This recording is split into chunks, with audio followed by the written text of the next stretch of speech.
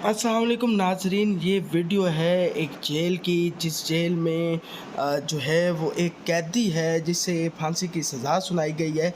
वो जब आखिरी बार अपनी बेटी, छोटी बेटी से मिलता है, एक ही बेटी है, तो एक ऐसा मंज़र सामने आता है आँखों के कि हर आँख जो है वो अश्कबार हो जाती है।